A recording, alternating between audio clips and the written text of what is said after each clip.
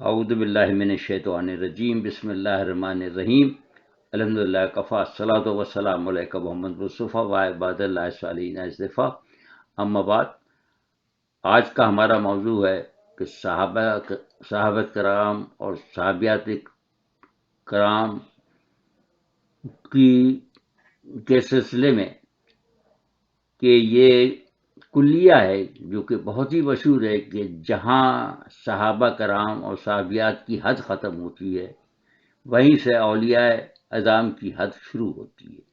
جبکہ اولیاء کرام کی تو بے انتہا کرامات کتابوں میں موجود ہیں، تو صحابہ اور صحابیات کی اس طرح کرامات کیوں نہیں ملتی؟ مجھ سے یہ سوال میرے ایک دوست نے دریافت کیا تو میں نے جواب دیا کہ جب 14ویں کا چاند اپنے عروج پر ہو اور چمک رہا ہو تو ستاروں کی روشنی ماند پڑ جاتی ہے۔ یہی معاملہ صحابیوں اور صحابیات کے ساتھ بھی ہے، چونکہ حضور صلی اللہ علیہ وآلہ وسلم اس وقت ان میں موجود تھے، ان کے سامنے ان کی روشنی ماند ہونا ہی تھی جو ہو گئی۔ دوسرے بعد میں جو معاملہ حضور کے ساتھ ہوا وہ بھی ایک وجہ ہو سکتا ہے کہ ایک دور ایسا بھی آیا کہ لوگ یہ باور کرانے پہ اتر آئے کہ حضور صلی اللہ علیہ وآلہ وسلم کا سب سے بڑا معجزہ قرآن ہے، لہذا انہیں صلی اللہ علیہ وسلم کو کوئی معجزہ نہ دکھانے کی ضرورت تھی، نہ انہوں نے دکھایا، جو کہ قطعی غلط ہے تاریخی طور پر۔ جبکہ حضور صلی اللہ علیہ وسلم کی پہلی دعوت ہی ایک معجزے سے شروع ہوئی تھی، جس کی وجہ سے ابو لہب نے کہا تھا کہ کیا تم صلی اللہ علیہ وسلم ہمیں اس لیے بلاتے ہو کہ ہمیں جادو دکھانے کے لیے یہاں بلایا تھا؟ تمام مورخین اس پر متفق ہیں کہ اس کا اشارہ اس کھانے کی طرف تھا جو کہ حضرت علی کرم اللہ وجہ ایک چھوٹے سے برتن میں دودھ اور کھانے کی شکل میں لائے تھے، اور وہ 40 مہمانوں کا پیٹ بھرنے کے بعد بھی بچ رہا تھا۔ اس کے بعد جو سلسلہ معجزات شروع ہوا تو قدم قدم پر جاری رہا، جس کی تفصیل بڑی طویل ہے جو اس چھوٹے سے مضمون میں نہیں سما سکتی ہے۔ یہی معاملہ صحابہ کرام اور صحابیات کے ساتھ بھی ہوا کہ ان میں سے بہت سے کرامات حضرت ہوئیں، مگر ان کا ذکر عام طور پر نہیں ملتا۔ البتہ اکا دکا تاریخ میں نظر آئے گا، وہ بھی بہت تلاش کرنے سے، اگر کسی کا مطالعہ دقیق ہوا تو۔ مثال کے طور پہ پہلا واقعہ حضرت ابو سعید خدری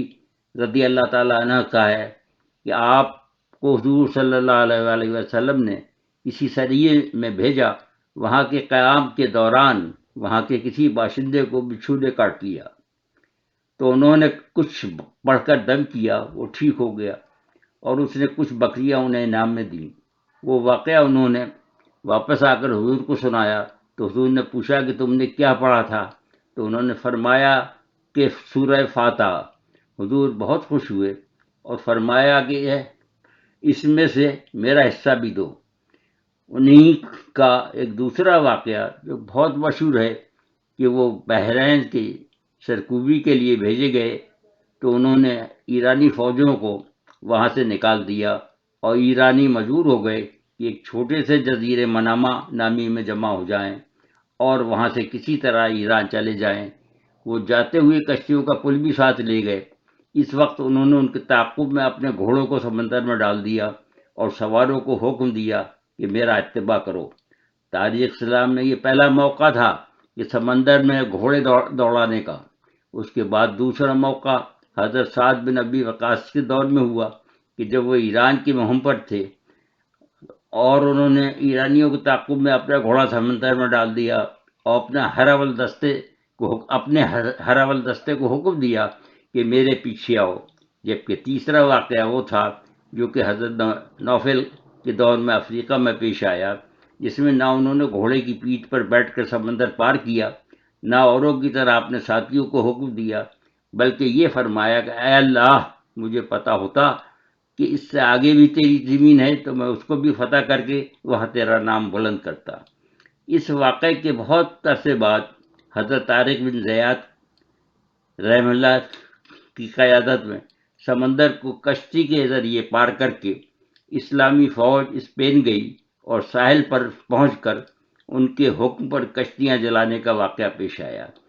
جبکہ نہ جانے کیوں حضرت نوفل والے واقعے کو مورخین نے علامہ اقبال کے شعر سے منسوب کیا ہے کہ بہرے ظلمات میں دوڑا دیے گھوڑے ہم نے۔ البتہ حضرت نوفل کے دور میں ان کے ساتھیوں نے یہ ضرور دیکھا کہ افریقہ کا جنگل جو کہ درندوں سے بھرا ہوا تھا، اور انہوں نے حکم دیا کہ منادی کر دو کہ محمد صلی اللہ علیہ وسلم کے کچھ صحابی ہم میں شامل ہیں، لہذا تم جنگل کا یہ حصہ خالی کر دو۔ اور دنیا نے یہ منظر دیکھا کہ درندے اپنے گلے میں اپنے بچوں کو لٹکائے ہوئے نقل مکانی کر رہے ہیں۔ دوسرا اہم واقعہ یہ ہے کہ حضور نے حضرت ابو عبیدہ بن جرح کو 300 مجاہدین کا ایک دستہ دے کر سمندر کے کنارے کنارے چلنے کا حکم دیا۔ جب ان کے پاس راشن ختم ہو گیا تو سب نے مل کر اللہ تعالیٰ سے دعا کی، اور سمندر نے ایک اتنا بڑا سمندری مردہ جانور ساحل پر پھینک دیا جو کہ اتنا بڑا تھا کہ اس کی آنکھ میں آدمی بیٹھ سکتا تھا۔ جب لوگ حکم کے منتظر ہوئے اور ان کی طرف دیکھا تو انہوں نے فرمایا کہ میرا منہ کیا دیکھ رہے ہو، بسم اللہ کر کے کھاؤ۔ سب نے کھایا، اسے سکھا لیا اور اسے ساتھ لے کر مدینہ منورہ پہنچے تو یہ مسئلہ انہوں نے حضور کے سامنے صلی اللہ علیہ وسلم کے سامنے پیش کیا، تو حضور نے فرمایا کہ اگر اس میں سے کچھ بچا ہے تو مجھے بھی دو۔ ان کے علاوہ میں نے تو ان سب کے حوالے حیات لکھی ہے، لہذا چاروں خلفائے راشد بشمول حضرت امام حسین یہ سب صاحب کشف و کرامات تھے۔ تفصیل وہاں پڑھ لیں، مگر مختصراً میں یہاں کچھ واقعات بتا دیتا ہوں کہ حضرت علی کرم اللہ وجہہ کے ہاتھوں در خیبر فتح ہونا کیا کرامت نہ تھی کہ جو دروازہ بعد میں 40 آدمیوں سے بھی نہیں اٹھا، وہ اکیلے انہوں نے اٹھا کے پھینک دیا۔ ان میں سے ایک کے ممبر پر بیٹھ کر میدان جنگ کی رہنمائی کرنا کیا کرامت نہ تھی، اور دوسرے کے ممبر سے ہی فتح کی خبر دینا کیا کرامت نہ تھی، تیسرے کی حضور کی شام کو روزے اپنے ساتھ کھولنے کی دعوت قبول کر کے جان دے دینا کرامت نہ تھی، حضرت امام حسین علیہ السلام کا کربلا میں تشریف لے جانا کیا کشف و کرامت پہ مشتمل نہ تھا۔ اس کی تفصیلات اگر کوئی صاحب جاننا چاہیں تو تاریخ اسلام میں اور ان کی سوانح حیات میں